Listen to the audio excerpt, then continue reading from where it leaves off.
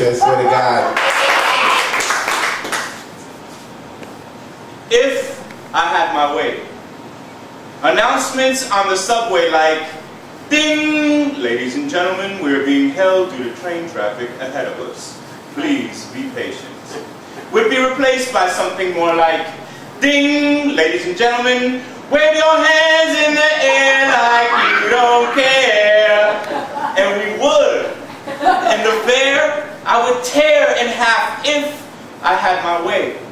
But it's a thin line between fantasy and reality, and the reality of my journey from point A to point B is that the first message plays over and over and over again incessantly as I sit in the belly of the silver snake that, despite the fare increase, moves more like a snail or a third-class mail from overseas.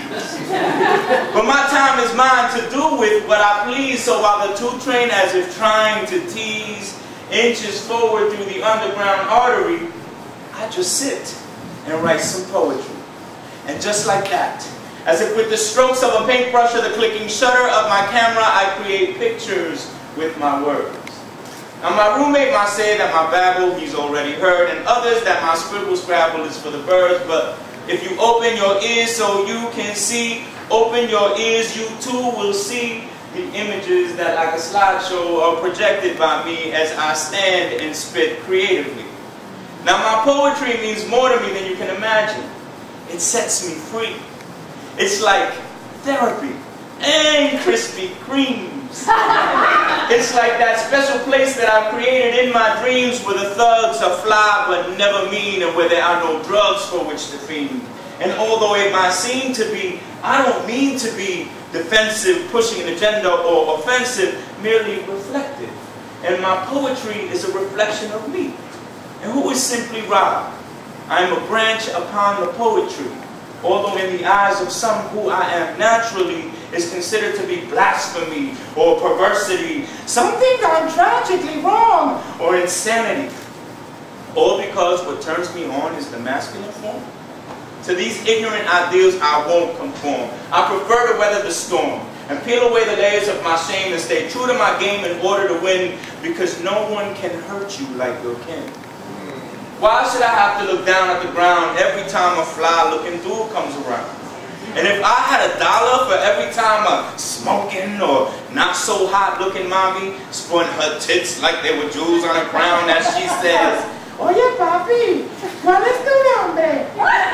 You gay? What a waste of a man." I'd be Donald fucking Trump, which would make my day because I could have my way and I wouldn't know shit about those delays on the subway.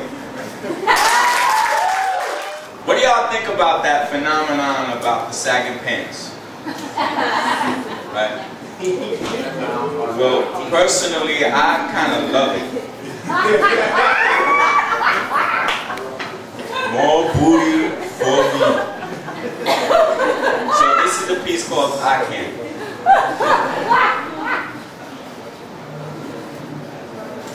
Late afternoon subway rides can really wear on my You know the time when all the demon children had been freed from school, migrating home in large herds, unable to converse in a normal way because they're sugar rushing from all the sweets that they've consumed throughout the day, so they squawk like birds, routing each other out in screaming matches to ensure that his joke is laughed at and that her point is heard. So I escaped my subway rides from hell by losing myself in what I call the eye candy shop. Because this is New York motherfucking city, and there's a lot of fly-ass motherfuckers riding the train. I love it because they're usually strewn all around the car, so I indulge by dividing my attention, sampling this one and tasting that one with my eyes, visually stuffing my face, getting my fill. And there's a new flavor that I didn't like at first, but that I seem to have acquired a taste for the ones that come partially unwrapped with their pants sagging below their butt cracks?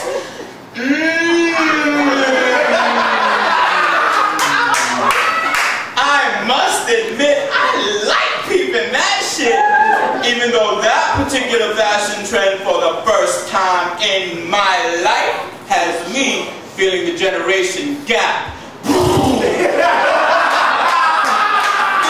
If I were to get caught looking, motherfuckers want to give me all kinds of crap. They might want to scrap, throw bottles at me, or chase me down with a baseball bat. But fellas, if you don't want them looked at, then put your asses back in your pants. Because you never know who's looking when they checking you from the back.